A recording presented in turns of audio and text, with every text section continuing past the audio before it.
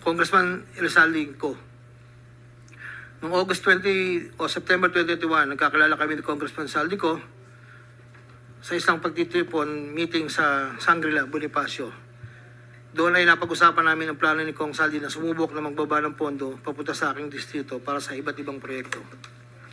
Pagkalipas ng higit kumulang na isang buwan mula sa aming unang pagkikita, ako ay nagpasa sa kanyang listahan ng mga proyekto na may kaugnayan sa flood control at ang mga proyekto yung tayo lumabas sa General Appropriations Act of 2022 na nagkakahalaga ng, dito po, 1, 2, 3, 4, 5, 6, 6 na proyekto po to. At ang pagkakatanda ko po to ay 519 million, ang una po. Sa pagitan ng 4 na taon, mula 2022 hanggang 2025, naging tagapagtaguyod si Kong Saldi ng mga proyekto sa Bulacan First. May higit kumulang 426 na proyekto. Ang kabuang halaga ng proyekto nito, ayon po sa nalakap kong record, ay hindi bababa sa 35 billion, 24 million pesos. Million or billion? Billion, Your Honor. Andito po yung summary. Pwede ko pong state, Your Honor. Go ahead. Sa taong 2022, yun po yung una, bycam lang po ito ayon sa record ko po. 519 million. Sa 2023, 5 billion 790 sa NEP, 3 billion 250 sa bycam, at 3 billion 890 sa UA.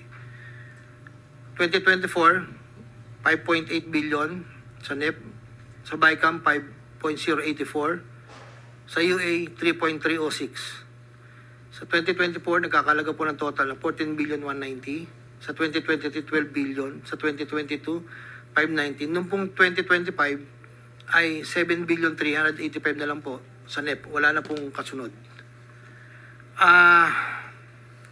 Sa bawat proyekto na pinapasok ni Kong Saldi, meron akong binigay na obligasyon sa kanya para sa pondo base sa aming kasunduan. Noong 2022, ang kaniyang hinihingi na budget na sa bawat proyekto ay 20% lamang po noong 2022.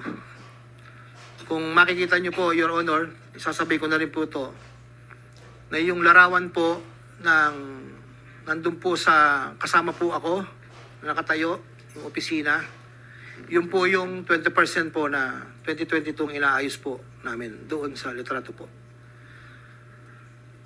Subalit nung taong 2023 hanggang 2025, ay tumaas ng porsyento ng 25% po.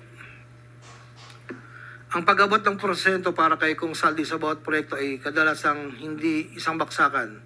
Ito rin ay nakadepende kung paano na ipasok o na-insert. Kapag ang proyekto ay napasok sa NEP, ang unang 10% ay agarang binibigay ko kay Kong Saldi. Habang ang balanse na 15% ay paglabas na po ng GAA within 1 to 2 months. Iniipon ko muna po yan bago po ipadala sa kanya. Kapag ang proyekto naman ay naipasok ng Kong Saldi sa BICAM, ang unang 10% ay binabayad sa kanya matapos lumabas ang GAA at ang balancing 15% ay binibigay makalipas ng 2 buwan mula nang maaprubahan ng GAA. Pero kapag proyekto ay naipasok gamit ang UA, ang 25% ay agarang iniipon ko pati binibigay kay Kong Saldi. Ang pambayad para kay Kong Saldi ay nanggaling sa mga advances mula sa kontratista, pero hindi na alam ng mga kontratista kung para kanino ang advance na yon. Ang pera na nakalaan para kay Kong Saldi ay dinadala sa akin. Ako naman po ang nagdadala o naghahatid na hinihinging porsyento ng Kong Saldi sa iba't ibang tao niya. Hindi ko po siya na-meet during pagdadala. Ang tao niya po ay may alias lang Paul at Mark. Dahil sila po yung nag-message po sa akin through Viber, disappearing message po yun, na doon ko po dadalhin.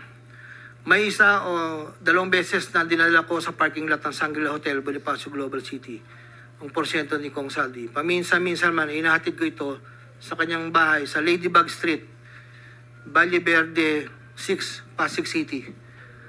Mula Ortigas po, kakaliwa ka stoplight, may gate ka kanan, kakaliwa ka kanan, makikita na po yung bahay.